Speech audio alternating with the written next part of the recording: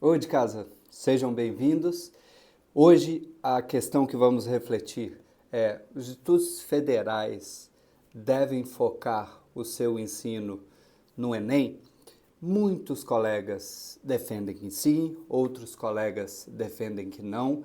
E eu vou trazer aqui reflexões que não são exatamente reflexões simples e que podem contribuir muito com o debate dentro da nossa rede federal, com as famílias, com os estudantes, com os outros colegas educadores. Enfim, eu vou passar por um conjunto de argumentações aqui sobre o próprio Enem, qualidades e dificuldades, defeitos desse Enem, também sobre qualidades do ensino que hoje existe na rede federal, que na minha compreensão é a melhor formação de nível médio do Brasil, e eu vou explicar por que eu considero isso. Não é exatamente porque nós, educadores da rede federal, somos melhores, somos especiais, mas porque tem um conjunto de variáveis que a gente consegue entregar essa melhor formação, mas eu vou chegar lá também e vou debater, enfim, trazer uma conclusão que não é definitiva, não é a voz da verdade, mas uma conclusão sobre se os institutos federais devem focar parte do seu ensino no Enem ou não. Pois bem, eu sou Júlio, eu sou educador, eu estou na rede federal desde 2012, eu sou um professor apaixonado e por ser apaixonado eu sou um estudioso da ciência da educação, da pedagogia, trabalho com pesquisa nessa área e não paro de ler e pesquisar e experimentar e conhecer novas experiências para que a minha prática pedagógica melhore, a minha capacidade de aprender e ensinar melhore. Enfim, estou atualmente há 4 anos na direção de ensino de um campus grande, antigo, tradicional, muito nobre, com potenciais incríveis, que é o campus Cuiabá, Coronel Octaíde Jorge da Silva, aqui do Instituto Federal do Mato Grosso. É um campus com 115 anos de história, 22 cursos presenciais, mais alguns à distância, 5.000 alunos em média, com 70 laboratórios e 40 salas de aula, um campus muito tradicional aqui para a cidade e para o estado, com uma contribuição muito relevante e que segue a sua trajetória entregando educação de alta qualidade, mas claro, com diversas mudanças ao longo desses 115 anos, inclusive mudanças de missão, mudanças de forma de ensinar, mudanças de estrutura, que eu vou falar um pouco mais disso. Bom, nós somos um campus em meio aqui no Mato Grosso, o Instituto Federal do Mato Grosso, a 19 campi em todo o estado e nós estamos chegando no Brasil a 700 campi. Então nós somos a rede federal de ensino técnico e tecnológico, estamos na CETEC, no MEC, no Ministério da Educação, e temos esse compromisso com a educação pública de qualidade. E eu vou conseguir mostrar aqui para vocês, com diversos argumentos, como é que a nossa educação é de altíssima qualidade. Claro, temos desafios, temos defeitos, temos dificuldades, mas a gente já entrega uma educação de altíssima qualidade. É muito importante que nós, desta comunidade, educadores, estudantes, familiares e sociedade brasileira, possamos defender os institutos federais pela importância deles, e eu vou chegar em argumentos, inclusive, da gente poder ampliar o Instituto Federal no Brasil e poder chegar com essa educação de alta qualidade, pública e gratuita a todos. O Enem é um debate muito importante, ele acontece hoje, eu garanto que ele está nos 700 campi do Instituto Federal. E ele traz para a gente uma grande sinuca de bico. Uma sinuca de bico porque tem argumentos fortes e interessantes a favor de focar, de ter o Enem como a referência do nosso ensino, e a gente tem outros argumentos também fortes, maduros, que nos levam em outra direção. Mas que sinuca de bico é essa?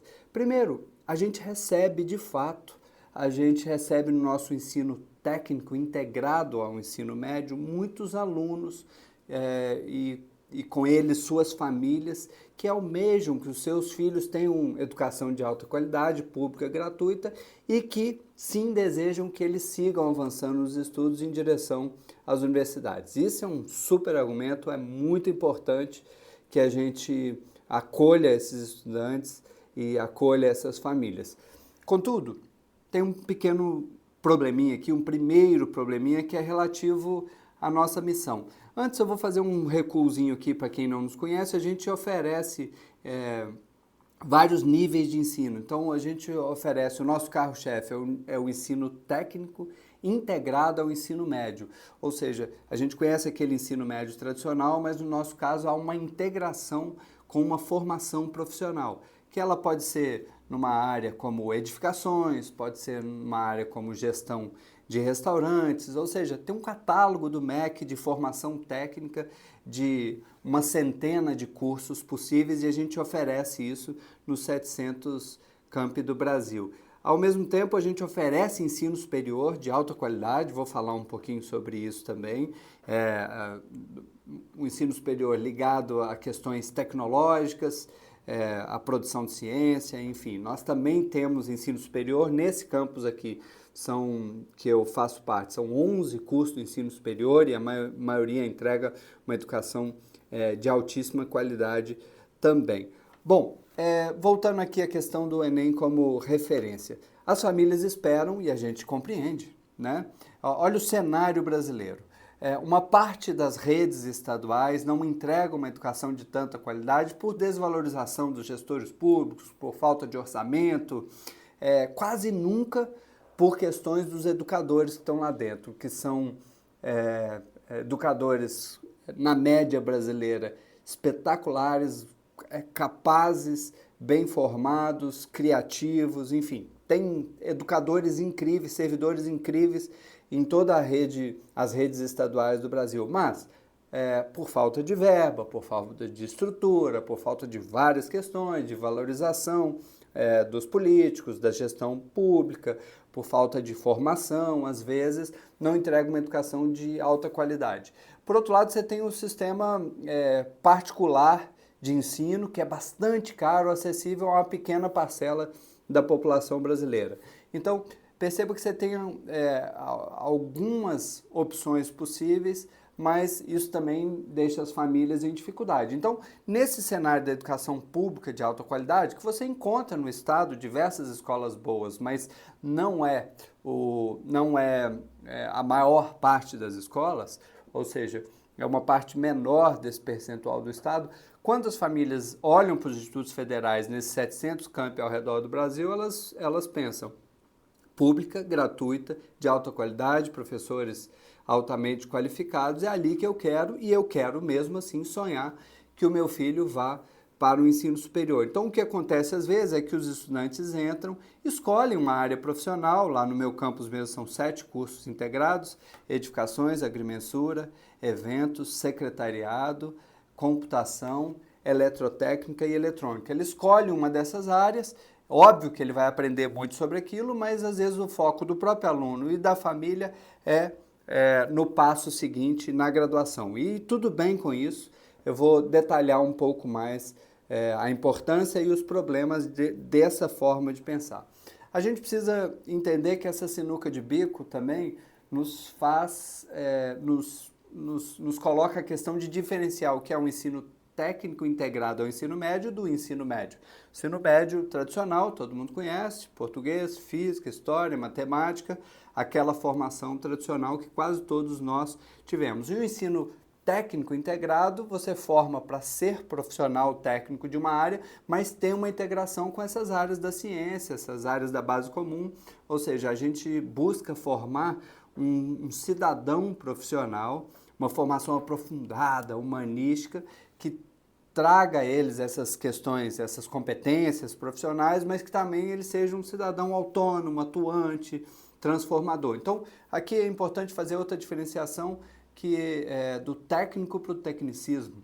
O ensino técnico ele pode ser aprofundado, ele pode ser filosófico, ele pode ser humanístico, ele pode ser profissional, que é diferente do tecnicismo. O tecnicismo é você aprender uma função ou algumas funções, ou dirigir o trator, ou ou fazer pizza, ou alguma questão específica muito importante, mas em curso de 30 dias, de 60 dias. Então, o nosso ensino técnico integrado, eles têm normalmente 3 anos, porque ele é semelhante ao ensino médio, só que ele traz todas essas questões profissionais.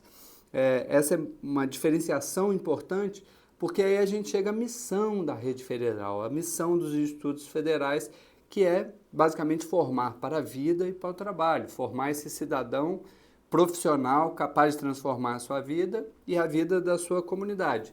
E aí a gente chega num ponto importante, porque quando a gente tem o Enem como referência, as escolas que têm essa referência principal, que focam muito nisso, todo o ensino dos 3 anos é voltado para esta prova.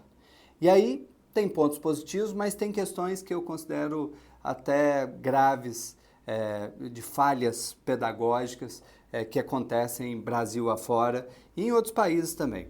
Mas enfim, então a nossa rede federal tem essa missão de formar para o ensino técnico, tecnológico. Antes eu não disse que a gente tinha também pós-graduação, mestrado, cursos à distância, a gente produz ciência, a gente faz diversos projetos de extensão, ou seja, a gente é uma instituição complexa. Em outros países, tem o nome de Universidade Politécnica. Você pode ver aí a Politécnica da Alemanha, a Politécnica de Portugal, e a gente tem o Instituto Federal no Brasil, que para ter essa formação técnica e tecnológica, ou seja, é diferente das universidades, a gente tem vários níveis de ensino, a gente tem peculiaridades, a gente não concorre com as universidades na verdade, a gente faz parte de um planejamento do Brasil para a educação pública de qualidade e que funciona muito bem em institutos federais e universidades. Agora, esses institutos federais, eles mudaram de função ao longo dos anos. O meu campus tem 115 anos, o campus que eu faço parte.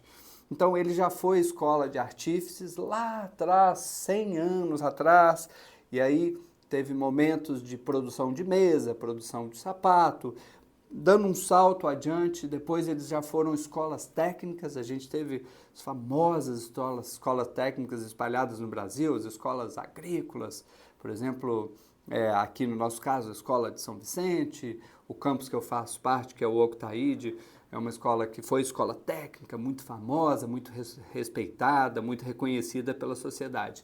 Depois nós tivemos um período de Cefet, em que a gente avançou também para o ensino superior e outras áreas, e a partir de 2009 a gente se tornou Instituto Federal do Brasil, né, na rede federal. E isso foi um salto bastante interessante, o Instituto cresceu muito, a gente saiu de 100 campi em 2000 e pouquinho, 2002, 100 campi, para a gente chegar agora a 700 campi, hoje nós somos 1,5 milhão de estudantes. Então, nós somos essa comunidade enorme, e outra coisa que é interessante de ser essa comunidade enorme, que o aluno forma aqui em Cuiabá, e lá em Florianópolis, ou lá no interior do Ceará, ou em São Paulo, a comunidade também conhece a qualidade do Instituto Federal, e se eu chegar com o currículo daqui, lá vai ser amplamente reconhecido, porque é uma instituição só, uma logomarca só, diferente das universidades, que as universidades públicas, federais, cada uma tem a sua logomarca, nós somos uma logomarca para o Brasil inteiro, congregando 1,5 milhão de estudantes, e que forma uma comunidade muito potente. A gente só tem 15 anos de idade com essa logomarca. Imagina quando tivermos 50, o efeito que isso vai ter para os estudantes que vão poder arrumar emprego em qualquer lugar do Brasil, para as nossas comunidades e para o Brasil de uma forma geral. E ao final dessa reflexão eu vou inclusive defender o aumento gradual dos institutos federais, inclusive vou fazer umas contas de quanto pode custar isso e como é possível o Brasil conseguir atingir a maior parte dos brasileiros com esse nível de ensino de qualidade. E tem uma coisa na nossa missão também, que é entregar educação de alta qualidade para quem mais precisa. Não é ser uma escola em que apenas a classe média alta entre, porque os processos seletivos são muito difíceis. A gente é uma política pública. A gente é uma política pública de educação e uma política pública social. Então a gente precisa cumprir essa missão de levar essa educação para quem mais precisa. Então, por exemplo, nós temos aqui no nosso campus 58% das vagas de cota. quase todas as cotas escola pública conectada a alguma outra temática, como étnico-racial, como baixa renda, enfim, várias cotas, e as cotas de PCD também, que são muito importantes. E a gente precisa acolher esse brasileiro que mais sofre, que mais precisa das periferias, e o Instituto Federal não só faz isso de forma retórica, mas muitos campi dos institutos federais foram criados em regiões mais vulneráveis. Aqui no estado do Mato Grosso a gente tem diversos campi em regiões que mais precisam, mais afastados da capital. Você tem perto de grandes centros como Brasília, você tem campi que é também naqueles bairros que mais precisa. Ou seja, é uma instituição que cresce muito rapidamente, que demonstra a capacidade de se organizar e crescer a partir do incentivo do governo federal de políticas públicas e que tem muito a entregar à sociedade. Então, qual é a sinuca de bico? Nós temos uma missão que tem a ver com formar profissionais, cidadãos, uma missão que tem a ver com uma estratégia nacional de educação. Ao mesmo tempo, nós temos essa missão de acolher quem mais precisa e, por outro lado, nós temos uma demanda de uma parte da sociedade, famílias e alunos que nos procuram para utilizar os 3 anos de ensino médio para que sigam para a universidade. Muitos deles levam a sério a formação técnica profissional e outros estão mais interessados em utilizar aquela educação pública de alta qualidade, com excelentes professores, para dar esse salto seguinte e a gente fica um pouco no limbo com essa nossa missão. Então esse debate está muito presente nos todos os campi dos institutos federais, porque essa é uma realidade que está batendo a porta do professor, porque os docentes, os técnicos, eles vão preparar pedagogias, didáticas, aulas muito diferentes, dependendo da missão daquele currículo, daquele curso, daquele campus, né?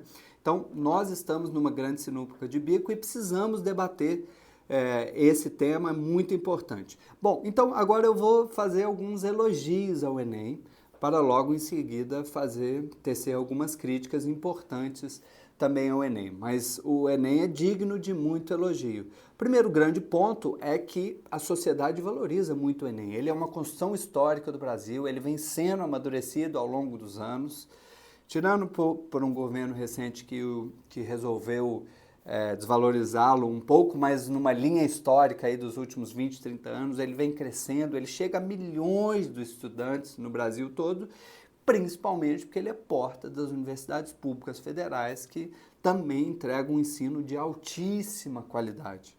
Então, salvo engano, as universidades públicas chegam aí a alguns milhões de estudantes no Brasil. Não tenho um número certo agora, mas é fácil de pesquisar aí, eu até já trabalhei isso no outro vídeo. Poxa, então eu como família, se eu tenho um ensino médio que vai preparar o meu filho para passar nessa prova, para ele ter uma universidade que vai transformar a vida dele, que vai transformá-lo num profissional atuante de alta qualidade, que na medida que ele transformar a vida dele, transforma da família, da comunidade, parece um argumento muito lindo, muito potente. Daqui a pouco eu volto nesse argumento que ele tem um probleminha, tá? Então, ele representa, o Enem, outra qualidade, ele representa um avanço histórico nos nossos processos seletivos, nos nossos famosos vestibulares. Quando eu fiz, o Enem ainda estava amadurecendo, ele ainda não era a principal porta de entrada para as universidades, mas já existia o Enem. E aí eu cheguei a fazer vestibulares que a prova era muito decoreba, muito múltipla escolha e perceba, se o ensino médio se organiza em função dessa prova, se o vestibular que eu fiz na minha época era muito decoreba, o ensino médio era muito decoreba. O Enem já na época mostrava um perfil um pouquinho diferente, hoje ele amadureceu muito. Então a prova do Enem é uma prova, tem 3 grandes características. Além de cobrar todas essas áreas que a gente estuda, todas essas ciências, ele tem uma característica que é uma prova de leitura. Ou seja, a questão de química, ela não é pequenininha, ela é enorme. Então, o estudante tem que ter uma alfabetização muito bem feita, porque é uma prova de fôlego, de muita leitura. E isso é importante. Então, o português é a base. é a base de todo o Enem. E, além disso, uma segunda característica, ela é uma prova de leitura de mundo. Então, aquele filme que o jovem viu, aquele museu que ele foi, aquele disco que ele ouviu, aquele debate que ele fez no seio da família sobre uma questão importante, a formação familiar, as viagens que ele fez, tudo isso ajuda para ele chegar e se dar bem no Enem. E aí a gente consegue ver uma diferença enorme na formação de famílias classe média, em que os filhos conseguem se alimentar, têm casas seguras, têm internet, podem passear, podem ler livros, e aquelas famílias que estão em muita vulnerabilidade nas periferias das nossas cidades, que às vezes não têm a menor condição de ter um livro, às vezes não tem mesa na casa, os pais nunca puderam estudar. Então, perceba que esse Enem, trazendo essa prova que além de leitura, é leitura de mundo, ela é interessante, por um lado, no sentido de que ela cobra toda essa formação de uma vida. Tá? Então, um primeiro mito aqui, que as escolas particulares gostam, assim, nós aprovamos tantos no Enem, nas universidades públicas. Não é bem assim, porque quem aprovou foram os 12 anos de formação, mais os anos todos no seio familiar. Né? Toda a formação dele que vai ali para o Enem. Então, estou trazendo aqui uma qualidade dessa prova do Enem, dessas avaliações do Enem, mais a redação, as provas de exatas, as provas de humanidades, que é uma característica muito boa. Então, o Enem representa, sim, um avanço no histórico dos processos seletivos no Brasil. Eu acho que a gente deve seguir, enquanto Brasil, seguir defendendo o Enem enquanto avaliação. Tem mais uma última característica, antes de eu chegar nos problemas aqui, que são professores que se tornaram muito competentes para educar em função do Enem. A gente consegue primeiro lembrar aqueles professores de cursinho que têm um talento enorme para comunicação, além de dominarem profundamente o conteúdo, tem um talento enorme para comunicação, são criativos, têm uma conexão muito especial com os alunos. Então eu consigo pensar dentro do Instituto Federal, eu conheço dezenas ou centenas desses professores. Dentro do campus que eu faço parte, eu consigo também pensar dezenas desses professores altamente capazes e competentes para a formação para o Enem. Então, isso é um outro elogio que eu preciso fazer. Enfim, elogios. Valorizado pela sociedade, porta de entrada para as universidades que transformam a vida dos alunos, é um avanço histórico nos vestibulares, é uma prova de leitura, mas é uma prova de leitura de mundo e professores altamente capazes para fazer essa formação. Agora, vamos aos possíveis problemas do Enem e possíveis problemas agora também. Vou falar do ensino geral no Brasil, não vale para diversos lugares do mundo, mas vou falar também aplicado à rede federal. Primeiro problema aqui, bastante conectado tanto à pedagogia em geral, às escolas em geral, quanto ao Instituto Federal. O que é uma pedagogia para o Enem? O que é um currículo pensado para o Enem? Basicamente é um currículo em que o aluno fica quase o tempo todo em sala de aula. Então, nos corredores tem fiscais mandando os alunos para a sala de aula e ele passa 3 anos, basicamente, memorizando conteúdos, todos os conteúdos importantes e incríveis. Tá? É o melhor que a história pode trazer, é o melhor que a química pode trazer, é o melhor que a literatura pode trazer. Todos muito importantes. Mas a educação da memorização é uma educação que tem os seus limites para o aprendizado.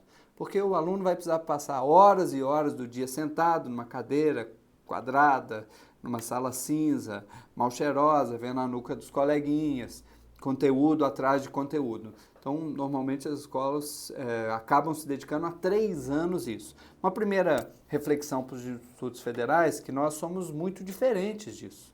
Né? Isso quem consegue fazer com mais foco são as escolas particulares, que se dedicam a Enem. E aí tem escolas que eu conheço, escolas que aprovam muito, que no intervalo tem picolé, tem música, tem naqueles 15 minutos ali, acabou aquilo ali para dar aquele relax, sala de aula, sala de aula, sala de aula, sala de aula. Não fazem projeto, não desenvolvem pesquisa, não vão aos laboratórios, não fazem visitas técnicas, não são importantes, não fazem estágio, enfim, tem um conjunto de problemas que diminui a qualidade na formação do estudante se ele fica 3 anos sentado em sala de aula memorizando coisas para uma prova. Por mais importante que ela seja, por mais importante que ela vai abrir uma porta que depois vai ajudar a transformar a formação do aluno e de sua família. Mas a gente precisa considerar, e eu vou aprofundar nesse tópico, a importância desses 3 anos na vida de um adolescente, a abertura que ele está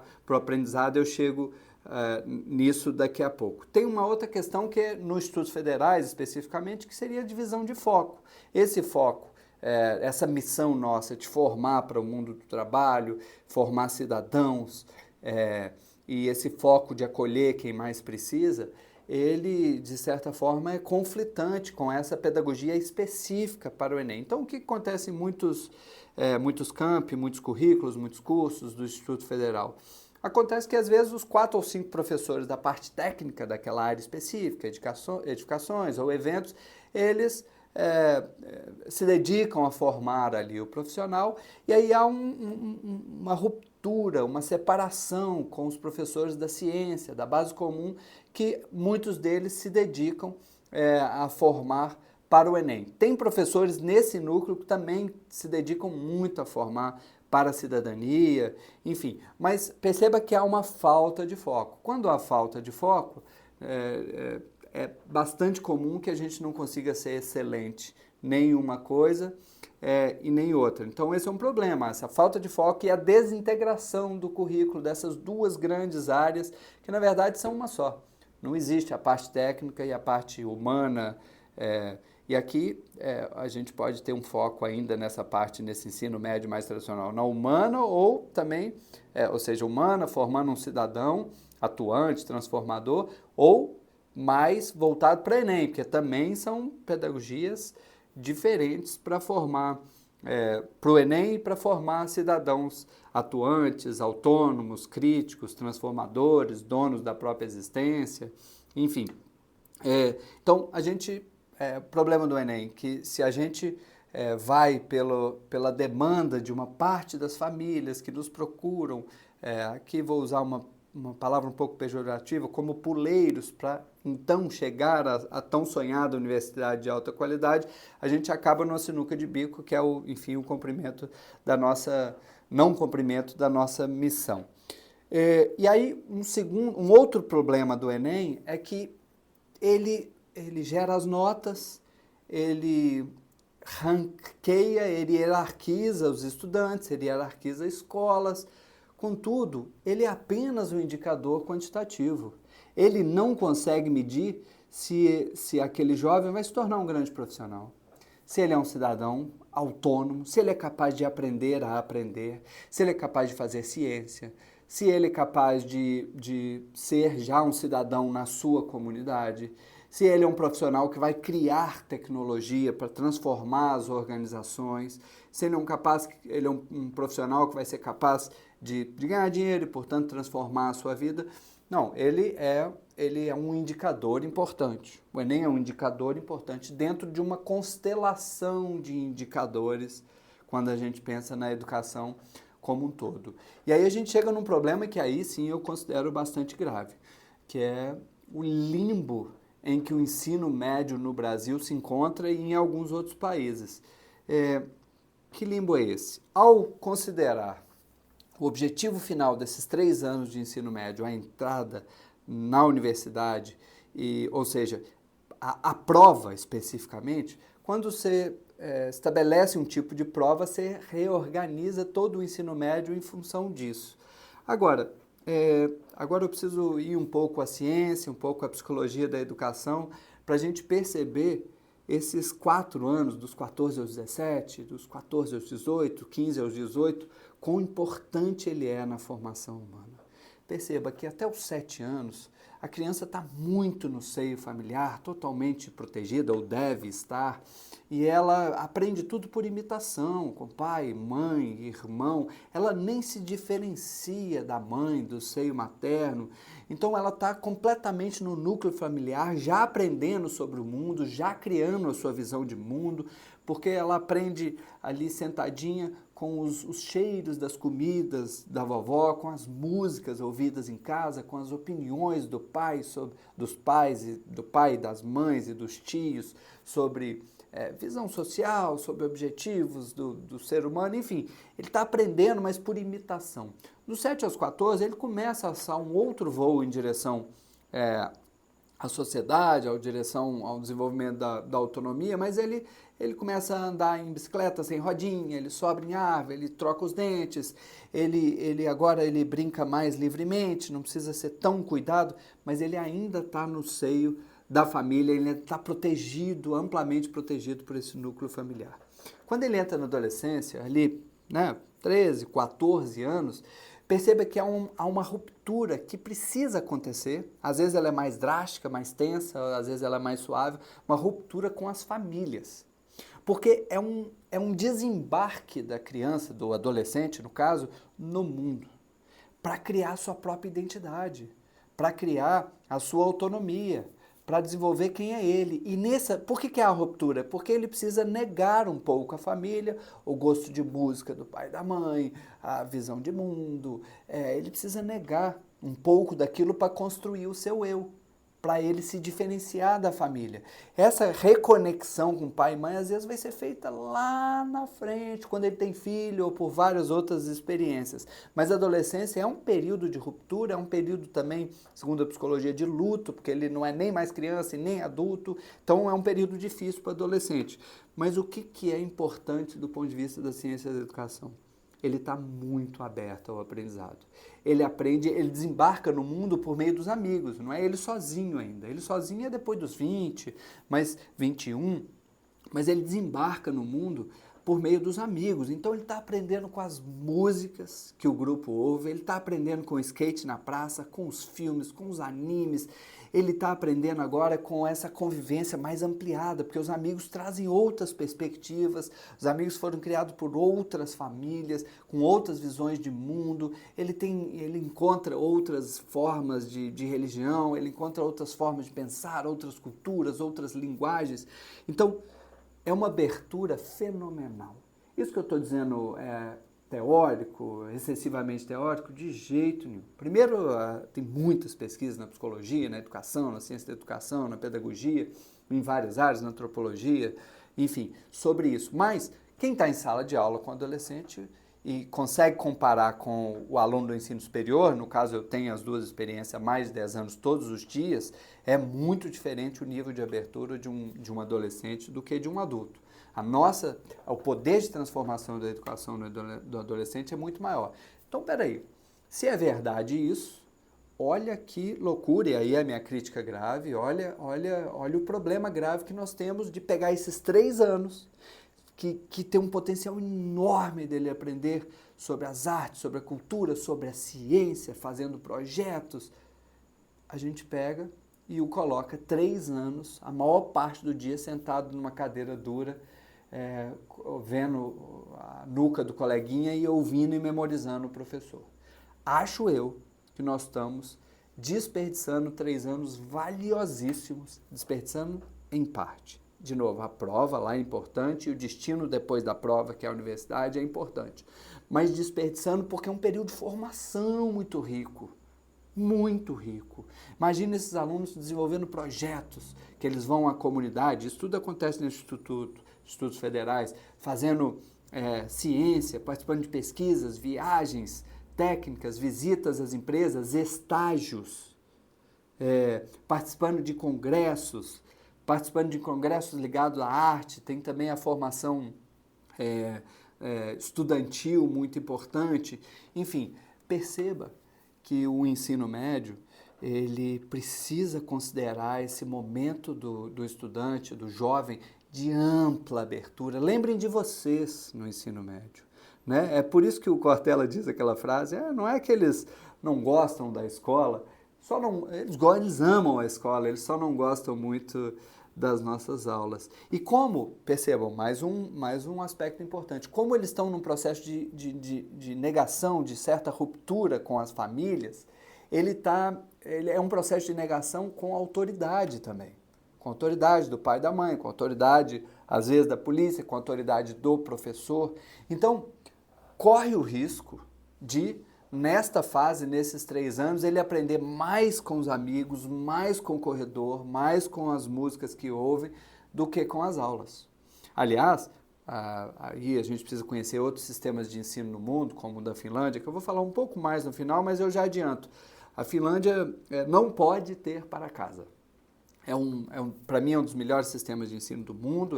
Basicamente, eles têm uma espécie de instituto federal para todos, no país todo, que o aluno ele entra e ele tem um caminho mais academicista, que ele vai aprender 2, 3 línguas, que ele vai se preparar um pouco mais para as intelectualidades e, portanto, para a universidade. Ele tem um caminho mais técnico, mais profissional, e lá quase 60% dos estudantes escolhe, porque eles podem escolher esse caminho mais técnico, profissional. E aí, dentro de uma escola deles, você tem laboratórios de linguagem, você tem bibliotecas incríveis, você tem desenvolvimento de projetos, enfim, lá não pode ter para casa, não é apenas pela sobrecarga do estudante, não, é porque ela, considerando esse aspecto de aprendizagem do adolescente, a escola tem o seu limite e ela deseja que no tempo fora da escola o adolescente vá aprender esses outros universos também, respeitando esse outro momento para não inundar a agenda do estudante, não atropelar a agenda do estudante.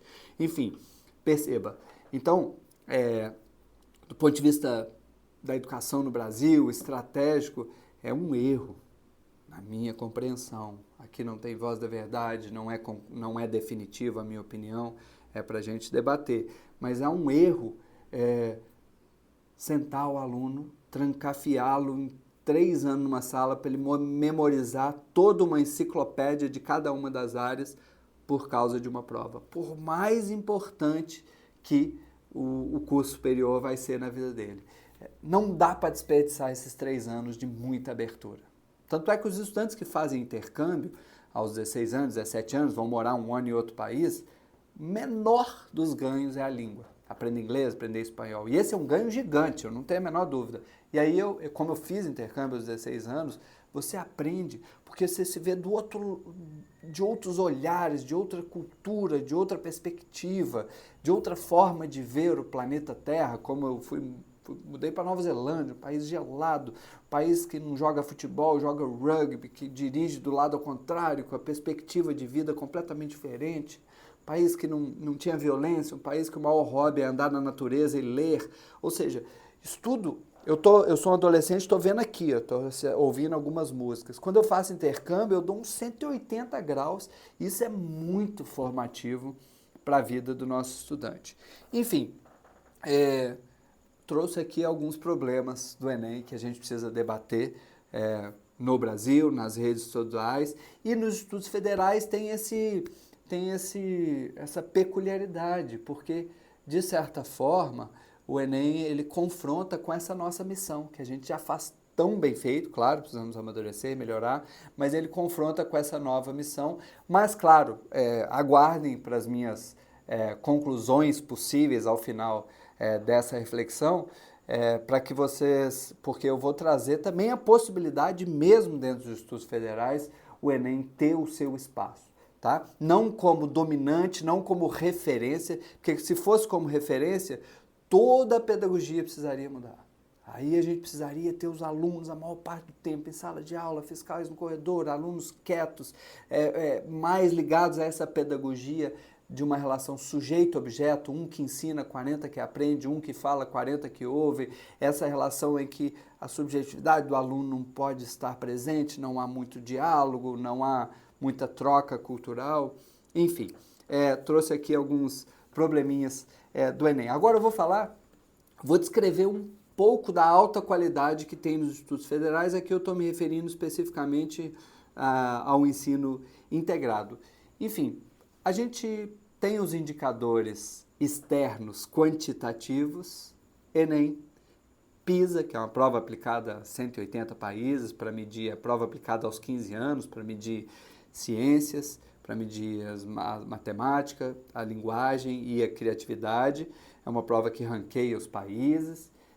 E você tem as avaliações do MEC também, que estão acontecendo, começando a acontecer no ensino técnico integrado. Você tem outros tipos de avaliações quantitativas externas, como avaliação do MEC dos cursos superiores, nota 5 é melhor, 4 e 3. Em geral, os institutos federais vão muito bem nessas avaliações todas. O PISA, por exemplo, os países que estão na cabeceira têm dois caminhos bem diferentes. Vou falar um pouquinho do PISA porque tem a ver com o Enem. Ele tem duas correntes pedagógicas muito diferentes, conseguem chegar às cabeceiras do ranking. Uma delas é estilo Taiwan, China, Singapura, que tende a ser mais essa escola que passa a maior parte do tempo dentro da sala de aula, mais memorizando conteúdos com bastante intensidade, volume de horas muito grandes, mais focado em prova, tá? Então, ou seja, não estou falando também que aqui que tem o caminho correto. Na educação, como o ser humano é infinitamente diverso, cabem infinitas pedagogias, né? Mas estou falando aqui de um compromisso específico dos institutos federais, de uma missão específica. E você tem sistemas de ensino como Finlândia, Portugal e outros, que estão nas cabeceiras também com esse estilo muito diferente, muito mais diferente de Singapura, né? Muito mais semelhante aos institutos federais. E o Enem, o Instituto Federal, também vai bem, mas claramente o ensino particular ele fica à frente dos institutos federais como nos ranqueamentos, principalmente essas escolas muito caras, muito voltadas para Enem. Então, nos rankings das 10 melhores, que mais aprovam, das melhores notas no Enem, são essas particulares, 2 ou 3 em Fortaleza, 2 ou 3 em São Paulo, 2 ou 3 em Belo Horizonte, em outras capitais, mas os institutos federais ficam muito bem colocados. Entre as públicas, a gente está sempre na frente. Mas isso não é tudo. A gente não pode utilizar o Enem para medir a nossa qualidade somente. Esses são indicadores externos importantes, quantitativos, mas tem muitos outros indicadores. E agora eu vou trazer um pouco dos indicadores qualitativos, né? E aí a gente precisa entender um pouco, eu já expliquei um pouco da nossa missão, isso é muito importante, já expliquei um pouco de como funciona um campus do Instituto Federal, mas vou aprofundar um pouco mais. Primeiro, o que é um currículo? Currículo é o caminho formativo para aquele aluno entrar e sair com um determinado perfil de egresso, um determinado perfil ou profissional ou cidadão, um determinado perfil. É um caminho construído, criado, para que ele chegue a estar lá. Só que você tem os documentos oficiais, o projeto de curso, que é muito importante. Você tem a gestão e as ações da gestão, que é muito importante. Mas desse documento oficial para chegar em sala de aula, aí o professor tem a experiência dele, a subjetividade dele. Então, não necessariamente ele aplica literalmente esse documento em sala de aula. Ele recria, ele adiciona, ele muda algumas coisas. Ou seja, aqui você tem um currículo formal dos documentos, aqui você tem um currículo real da sala de aula, que acontece e que é interessante. Você tem diversidades de professores com formas diferentes de ensinar, isso é muito interessante. E você amplia esse currículo porque tem os corredores. No caso dos estudos federais, você tem os laboratórios, os projetos e tem os corredores, onde os alunos aprendem muito uns com os outros, tocam violão, estudam para fazer parte da Olimpíadas de Foguete, da Olimpíadas de Matemática. Então você tem esse ambiente de campus. Então, os institutos federais, eles trazem o melhor ensino de nível médio do Brasil, principalmente porque tem um conjunto de variáveis e fatores que, congregados, formam esse currículo, esse processo formativo de uma forma muito rica. Então, quando os nossos estudantes chegam na primeira semana, no primeiro mês nas universidades, os professores reconhecem eles rapidamente. Por causa dessa vivência de campus, por causa do aluno que já participou em projeto de pesquisa, do outro que já participou em projeto de extensão, de alunos que precisam desenvolver autonomia dentro deste campus, dentro desse ambiente de campus. Enfim, eu tenho tranquilidade em dizer, e aqui é uma opinião, né? A gente pode debater bastante, mas que hoje os institutos federais oferecem o melhor nível médio, formação de nível médio do Brasil. Então, o nosso é nível formação de curso técnico integrado ao ensino médio. De novo, é diferente de ensino médio.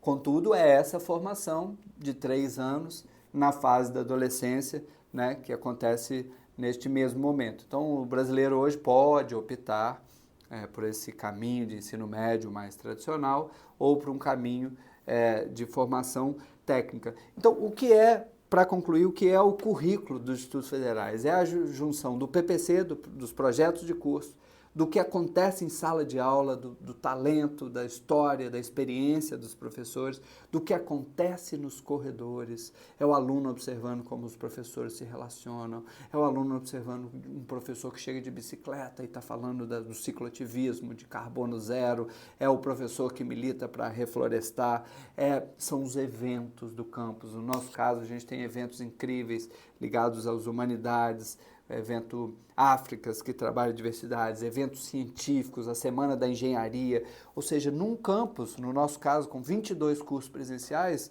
você vai ter a Semana da Computação, o evento da Robótica, você vai ter o evento para falar de eventos, para falar de turismo.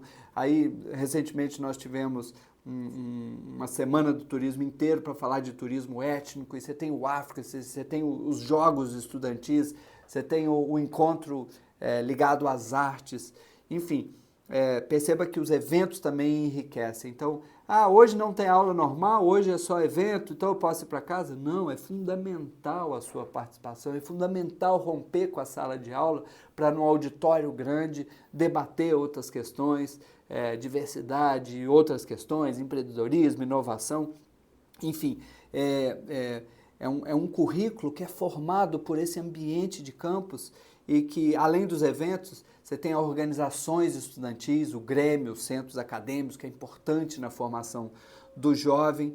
A gente tem os aspectos ligados à assistência estudantil e inclusão. É fundamental o aluno se alimentar para conseguir aprender. Lembrando que a gente tem essa missão de entregar educação de qualidade para quem mais precisa, então a gente recebe alunos em muita vulnerabilidade e a gente consegue, através da assistência estudantil, que claro, precisa melhorar muito, mas a gente já consegue entregar um acolhimento, a alimentação, bolsas, monitorias. Dentro deste ambiente de campus também, você tem um ambiente de inclusão às diversas necessidades específicas dos estudantes. Eles desenvolvem projetos de extensão, de fazer ciência, de publicar artigos e podem fazer estágios, tem curso com estágio obrigatório, tem curso que o estágio não é obrigatório, mas eles fazem as visitas técnicas, as viagens, enfim, este é o currículo do Instituto Federal. E esse currículo de campus, vamos chamar dessa forma, é um currículo que traz uma outra característica maravilhosa, que é um encontro do Brasil ali dentro. Tem de todos os talentos do Brasil e todos os problemas das periferias, de 500 anos do Brasil, de um Brasil injusto, de famílias em vulnerabilidade, de aluno que não foi bem alfabetizado, que ainda são analfabetos, esqueci o nominho, tem os analfabetos e os analfabetos de contexto, esqueci o nome específico técnico. A gente recebe desse aluno que, de repente, ele lê o texto, mas ele não entende o texto, né? Ele não sabe fazer uma leitura de mundo, uma leitura crítica daquele texto, né? Então, este currículo faz com que a gente tenha essa formação muito, muito importante no ensino médio. Então, nós fazemos e oferecemos de forma gratuita, porque é uma política pública, mas não é porque nós somos melhores como educadores, não é porque a gente é especial e os colegas da rede estadual não são bons, não é por isso. É porque qualidade na educação tem a ver com um conjunto de variáveis. Professores que ganham bem, técnicos que ganham bem, no Instituto Federal precisa melhorar, mas bem acima da média dos outros professores do Brasil afora. Você tem a infraestrutura, que é bem melhor do que na média, e aí eu queria trazer uma reflexão sobre qualidade, estética e infraestrutura daqui a pouquinho. Você tem aspectos de gestão, como projetos, como iniciativas diversas, viagens. Nessa qualidade, você tem também um aspecto da assistência e da inclusão, como eu disse antes. Então, Não necessariamente o Brasil precisa seguir somente esse modelo dos institutos federais. Eu até acho que vai fazer uma diferença enorme se algum dia a gente conseguir chegar a todos os estudantes de nível médio. Eu acho que, inclusive, isso é possível, mas é a fase final dessa reflexão, eu chego nesse ponto. Então, não é porque nós somos melhores, pessoas especiais, pessoas diferentes, não, é porque tem um conjunto de variáveis que o Brasil escolheu botar um pouco mais de dinheiro ali, um pouco mais de formação, um pouco mais de infraestrutura, que a gente consegue gerar essa educação de alta qualidade. Agora, uma reflexão importante. As pessoas estão confundindo muito qualidade com estética. A estética da qualidade. Primeiro eu vou falar então da saúde. Você vai numa clínica de medicina qualquer, de diagnóstico, de exame, e aí a clínica ela é toda bonita, de vidro, e a recepção tem flores, normalmente tem orquídeas, e aí tem um lugar aqui em Cuiabá que você vai fazer exames, tem um pianista tocando num piano de cauda, os sofás são chiquérrimos. Então, e o médico que está ali, às vezes de muita qualidade, às vezes nem tanto, né? Mas toda essa estética da qualidade nos faz imaginar que a gente está tendo ali uma saúde de alta qualidade. E nem sempre é verdade. E a gente confunde isso também na educação. Quando a gente vai a escolas particulares, que o muro é de fórmica, tudo bonito, e aí as salas de aula tem vidro para cá, vidro para lá, um elevador que sobe no meio, muito bonito, panorâmico, enfim. E aí a sociedade olha hoje para os institutos federais, muitos têm os campi bastante bonitos, bastante estruturados, e outros nem tanto. Campos históricos, o meu tem 115 anos, o que eu faço parte. Então, nós não podemos confundir o que acontece ali dentro, os projetos, as viagens, a qualidade dos professores da aula, com os muros, com a estrutura, com a estética apenas. Estrutura é muito importante. Eu sou a favor da estética. Quando você vai em países que a educação é de alta qualidade, chega a todos, as bibliotecas são lindíssimas, acho muito importante, elas são todas de madeira, projetos arquitetônicos lindos.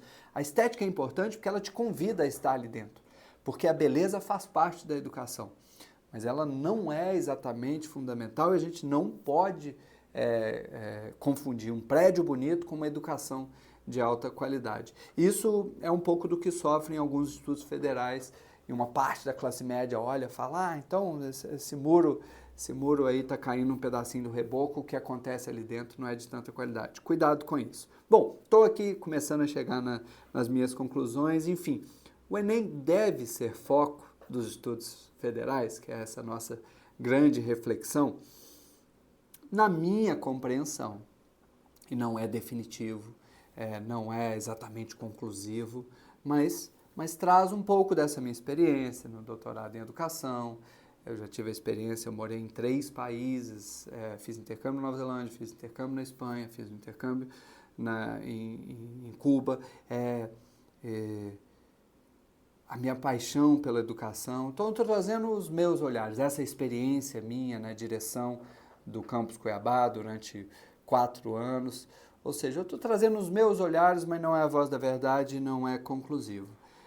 O Enem deve ser a referência central do ensino integrado médio dos federais? Na minha opinião, não e sim.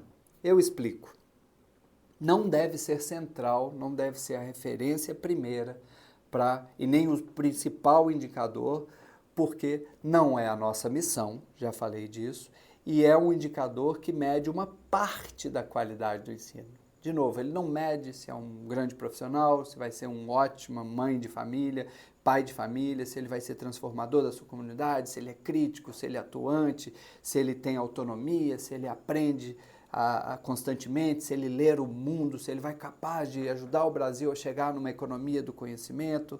Enfim, o Enem não deve ser essa referência por isso, porque não é a nossa missão e, ao mesmo tempo, a gente teria que fazer uma adaptação enorme, né? Correria o risco, como a gente corre em muitas oportunidades, da gente ficar no meio do caminho. a gente não é nem focado totalmente no Enem, como as famosas escolas particulares de Fortaleza, e a gente fica no meio do caminho também não para formar o profissional completamente. Mas sim, dentro deste ambiente de campus, uma parte dos alunos mais vulneráveis não necessariamente vão querer ir para o Enem, mas possivelmente vão se tornar profissionais, e é importante que, como estratégia nacional, o Brasil tenha um ensino técnico muito fortalecido, como esses outros países têm, através das politécnicas, através dessa breve descrição que eu fiz da Finlândia. Mas, dentro desse ambiente de campus, tem uma parte dos alunos que sim deseja e que pode ser contemplada através de projetos específicos para o Enem.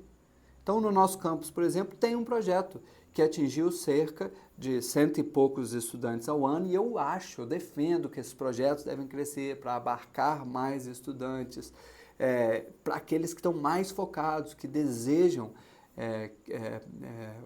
que tem o foco principal, o Enem, no terceiro ano. Então, da minha perspectiva, eu acho que não deve ser a referência central o Enem, ele é apenas um indicador entre muitos outros indicadores. Então, recentemente, alguns colegas defenderam que o campus teria piorado um pouco no Enem e, portanto, todo o ensino piorou.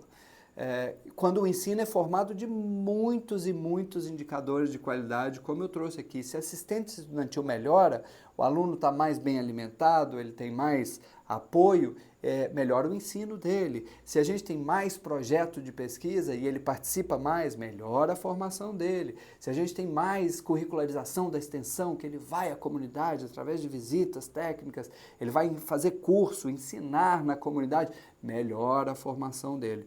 Então, é uma constelação de indicadores, e que na nossa realidade eu entendo que eles têm melhorado significativo ano a ano, eles melhoraram muito aí nos últimos 4 anos. E quando esses colegas fazem esse exercício, buscam construir essa narrativa de isolar um argumento, esconder todas essas constelações de indicadores e dizer o ensino piorou por causa deste ponto.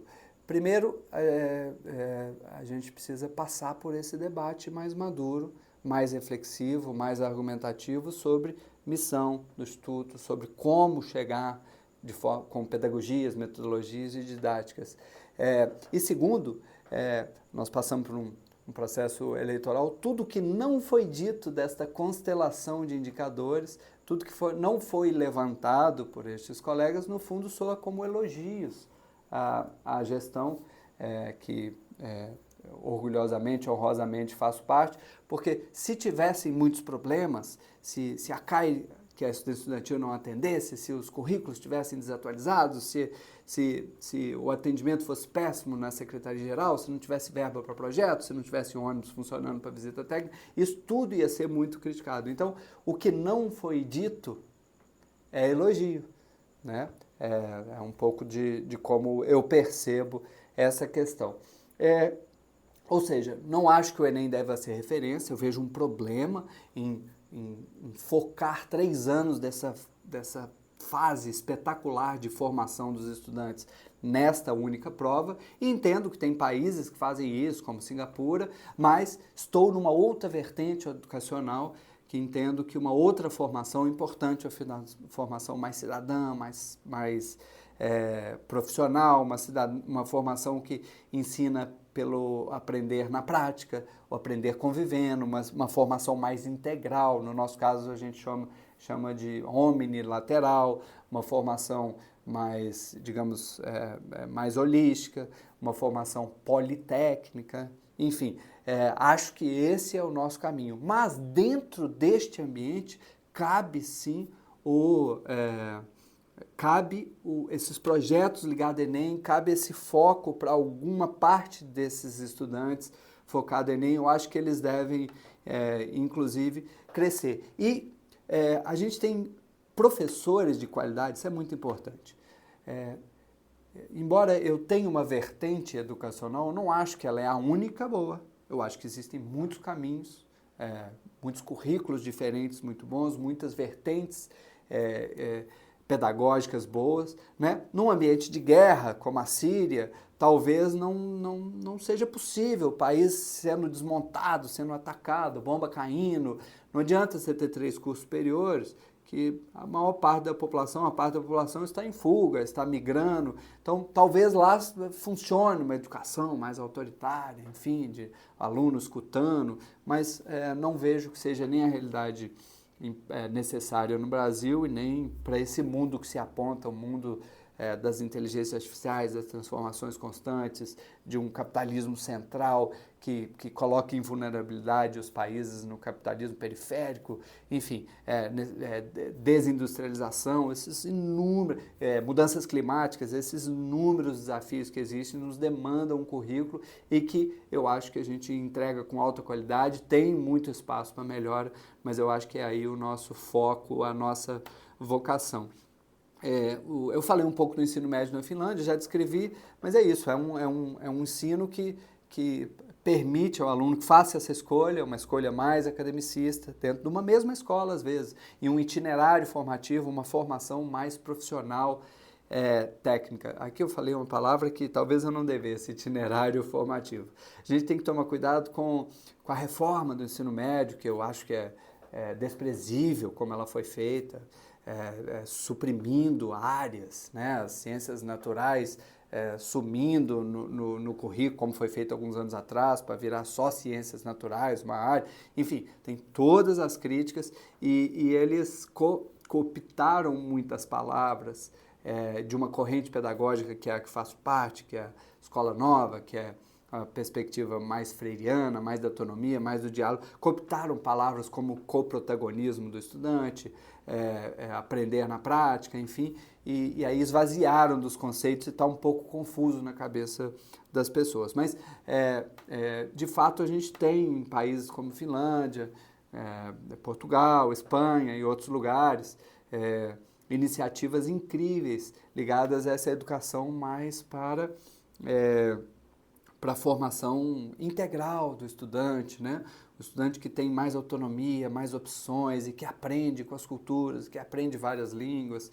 Enfim, eu acho que essa é a grande vocação do Instituto Federal. E por isso, para finalizar, é fundamental que a gente entenda um pouquinho desse desafio que é a educação pública no Brasil. Muita gente diz, a gente nunca vai chegar a ter educação pública de alta qualidade para todos, o Brasil não valoriza, a gente não é capaz, a gente é muito grande, mas eu tenho feito algumas reflexões, inclusive de números que eu vou trazer aqui agora de novo rapidamente, e que mostram que é possível nas próximas décadas, nos próximos anos, décadas, se for um movimento da sociedade, dos institutos federais, da rede federal, das redes estaduais, é possível que a gente entregue educação pública de alta qualidade para todos os brasileiros em fase de formação, tá? Desde a creche até o ensino superior. Hoje no Instituto Federal nós somos 1,5 milhão de estudantes. Os institutos federais custam ao Brasil 2,5 bi por ano. Perceba que só o aumento, eu fiz um outro vídeo, está aqui embaixo, posso linkar aqui, eu fiz um outro vídeo, só o aumento do judiciário impactaria no ano, o aumento que eles estavam pleiteando, impactaria mais de 40 bi. Peraí, o judiciário custa, está no outro vídeo, 160 bilhões? Só o aumento impactaria 40 bi? E essa rede federal com 700 campi, que atinge 1,5 milhão de estudantes, entrega uma educação de qualidade, de alta qualidade, pública, gratuita, custa 2,5 bi? Peraí, então, se a gente planejar, se a gente se reorganizar no orçamento, a gente vai conseguir chegar com esse valor para todos. Hoje nós temos 45 milhões de estudantes no Brasil. Então, de 1,5 milhão de estudantes na rede federal para 45 milhões é um salto de 30 vezes. Né? Imagina que os institutos federais, não estou defendendo que os institutos seria a única opção do Brasil, mas Que essas variáveis que são reunidas no Instituto, que tem a ver com orçamento, com formação, com professor, com técnico, se essas variáveis estivessem disponíveis para todos os educadores no Brasil, piso salarial, fundamental, e várias outras questões de formação dos docentes, dos técnicos, se essas variáveis dos estudos federais chegassem a esses 45 milhões de estudantes, a gente precisaria aumentar 30 vezes, correto? 2,5 bi vezes 30 dá 75 bilhões. 75 bilhões. Hoje é muito, hoje está distante do orçamento, contudo, abriram uma lista agora dos benefícios fiscais que o governo brasileiro concede às empresas, que tem a sua importância. Não estou falando que não tem importância, porque move a economia, gera emprego, mas são 500 bilhões. São 500 bilhões. Enquanto o Instituto Federal custa por ano 2,5 bilhões, e se a gente chegasse a todos, eu coloquei aqui 75 bi, mas como tem umas melhorinhas a fazer, uns salários a aumentar, umas paredes para serem mais bonitas, uns laboratórios para serem mais bem equipados, vamos botar 100 bilhões. 1/5 do que a gente gasta com benefícios fiscais, que tem a sua importância, mas nem todos são transparentes, nem todos são sérios, nem todas as empresas devolvem à altura para a comunidade esses benefícios que estão vindo do governo e, portanto, do povo brasileiro. Enfim, como eu disse, lá no campus que eu trabalho, são 40 salas de aulas e 70 laboratórios. E é uma tradição do aprender fazendo, aprender com projetos, que é bastante potente. Ou seja, nas próximas décadas, se a gente militar enquanto Instituto Federal, Rede Federal, enquanto sociedade, enquanto universidades públicas, enquanto redes estaduais, é possível que daqui 10, 20, 30 anos a gente tenha uma educação de alta qualidade que chegue a todos os brasileiros.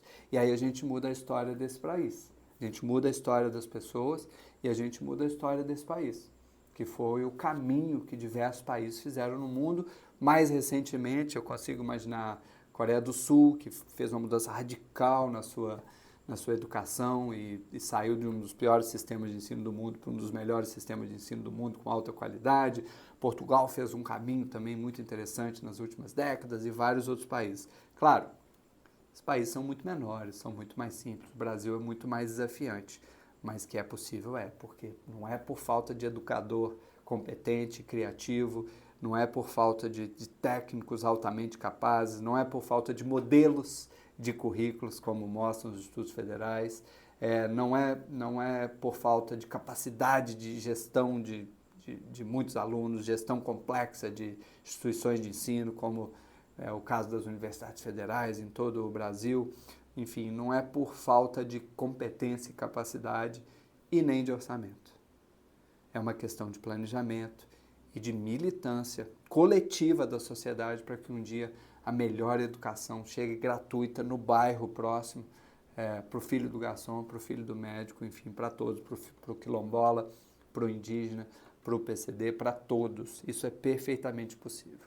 Enfim, sei que falei muito, não é um debate simples, está presente em todos os campi do Instituto Federal no Brasil, se o Enem deve ser referência ou não. Acho que trouxe contribuições aqui relevantes, não as considero conclusivas, mas convido vocês todos ao debate. Um abraço e vamos conversando.